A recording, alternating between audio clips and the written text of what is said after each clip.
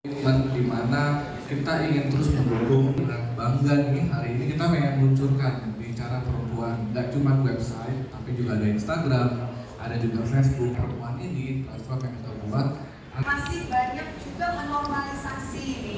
Jadi kita butuh insight nih dari Dr. Boy. Sesungguhnya berdasarkan pengalaman saya ingin, jadi kalau saya lihat bahwa perempuan itu memang sesuatu yang sangat istimewa. Setuju ya, ditepuk tangan untuk para perempuan semua. Tapi saya heran, ya selama saya berpraktek, selama saya berinteraksi dengan para perempuan, banyak yang perempuan itu tidak begitu memahami atau tidak begitu menjaga kesehatan reproduksinya. Ya, kalau kita bicara perempuan ini kan siklus hidup perempuan ini mulai dari, ya, kalau kita bicara wanita di usia pertama mens, ya menas, ya dapat mens sampai nanti dia berhenti di usia menopause. Di proses itu perjalanannya panjang nih. Dia mulai dari mendapatkan tubuhnya seks sekunder ya payudara, rambut kemaluan, kemudian terjadilah menstruasi. Setelah menstruasi nanti dia akan proses hamil. Setelah hamil dia proses melahirkan, setelah itu proses menyusui, setelah itu menggunakan KB, kemudian dia hamil lagi dan seterusnya sampai dia berhenti di usia menopause. Nah, banyak sekali perempuan yang betul tadi dikatakan Mbak Bibi, mungkin dia nggak begitu paham atau dia hanya tahu mengenai kesehatan reproduksi dari orang tuanya, dari temannya, atau mungkin sekarang kita bicara dari media sosial.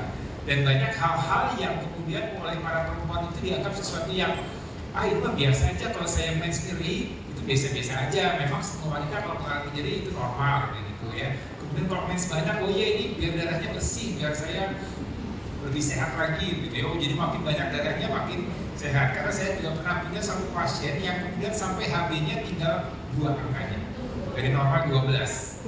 Karena dia merasa dia kalau mensnya banyak itu sehat gitu ya, jadi membersihkan seperti turun mesin katanya.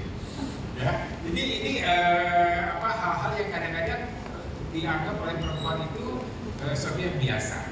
Ya, dan mulai siklus haid, ya tadi kita bicara tadi ada pertanyaan 28 hari, dan ini kita ada bicara variasinya. Kita bicara jumlah darah haid, kita bicara masalah. Jadi sebenarnya kerjaan saya itu kecil Mbak, ya hanya ngurusin sebesar telur bebek terakhir perempuan itu segitu aja. Tapi kalau kita urai lagi, ternyata masalahnya cukup banyak. Saya terima kasih nih hari ini, ya kita bayar dengan komitmen yang luar biasa, memberikan satu platform yang memang bisa menjadi sumber informasi. Ya, yang terpercaya. Lagi ngerekam. Terima kasih Dok. Nah nanti sebelum kita membahas satu persatu tentang apa saja yang menjadi normal, tanda kutip ya Dok, yang harus diluruskan, saya mau ke Mbak Wendy dulu nih sebagai pendiri komunitas endometriosis. Mbak Wendy sendiri boleh diceritakan nggak sebenarnya seberapa penting informasi akurat ini di dalam membantu Mbak Wendy untuk berkonsultasi lebih lanjut kepada dokter? Ya, itu sangat penting ya Bu Ibu, kalau kita bisa mendapat satu platform untuk akses informasi yang akurat dan terpercaya.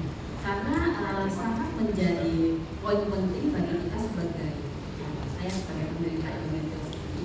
Dulu saya pernah memakan mitos, dan karena akses informasi saya terbatas. Kalau di zaman dulu waktu ketika saya mengalami jadi haid, tantangan pertama saya adalah akses informasi yang saya cuma bisa dapatkan dari lingkungan terdekat saya. Dan lingkungan terdekat saya itu akses informasi mereka juga terbatas karena zaman waktu itu tidak seperti sekarang ya, informasi itu bisa diakses dengan hanya pencerahan jari.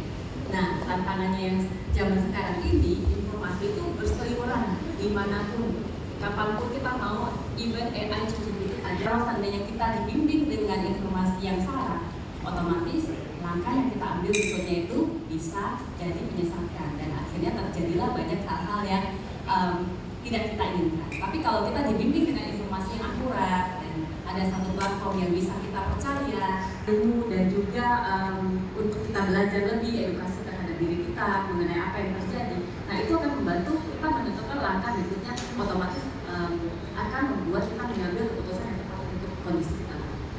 Oke, menarik sekali. Nah, kalau kita lihat nih Dok, Kita bicara tadi setuju dengan yang dikatakan oleh Mbak Wendy, bahwa kalau memang perempuan tidak sadar mengenai kesehatan reproduksinya, khususnya mengenai siklus menstruasinya. Kita bicara satu poin aja dulu ya, siklus menstruasi kita berbicara masalah waktu kortista dan keganasan segala macamnya. Kalau kita bicara mens yang tidak teratur, ya boleh dikatakan bahwa wanita tersebut kita katakan dia tidak subur. Nah ini yang kadang-kadang menjadi perempuan itu kadang denial. Dia tidak mau terima bahwa oh kalau saya nggak teratur, saya nggak apa-apa nih, mungkin karena saya lagi kecapean, saya karena lelah, karena saya makannya nggak bagus, tidur nggak cukup gitu. Ya faktor-faktor lifestyle itu juga akan berpengaruh pada pola head. Tapi kalau kemudian head itu di samping tidak teratur ditambah dengan nyeri, kita harus mulai curiga. Ya, jadi ini penegakan diagnosa ini kadang-kadang karena orang tidak, atau para perempuan itu tidak begitu sadar bahwa head yang tidak teratur, head yang nyeri itu sebenarnya sangat berdampak pada kesehatan reproduksinya khususnya pada kesuburan. Jadi kan perempuan ini kan memang fungsinya 3 ya kalau kita bicara secara umum. Satu adalah fungsi seksual, ya, kedua adalah menstruasi, yang ketiga adalah reproduksi, punya anak, punya keturunan. Jadi kalau fungsi seksual orang dengan endometriosis, ya mohon maaf, kadang suka ada keluhan nyeri pada saat melakukan aktivitas suami istri. Dan ini sering juga kadang-kadang dia kemudian denial, dia minum obat penghilang nyeri aja supaya pada saat melakukan itu saya nggak sakit. Tapi itu nggak menyelesaikan masalah. Karena itu sering orang jadi terlambat diagnosa karena kadang-kadang orang mengabaikan atau dianggap ini sesuatu yang biasa dan tidak melakukan pemeriksaan, tidak melakukan konsultasi, tidak melakukan komunikasi dengan dokter, dengan rekan ahli, dan kan mungkin juga tidak atau percaya dengan web-web yang mungkin yang menyesatkan, kata-kata gitu. Saking banyaknya dokter Google yang sering adalah datang ke saya, dia sudah punya masalah yang sangat parah, sehingga dia kalau datang, dok saya sudah 2 tahun menikah, 3 tahun menikah, kok saya nggak hamil. Ya, itu punya masalah apa dengan pola headnya? Saya bisa tanya itu aja. Ya, saya sih nyeri aja dok, ada nyeri, tapi ya saya mesti tahan lah nyerinya, kata dia.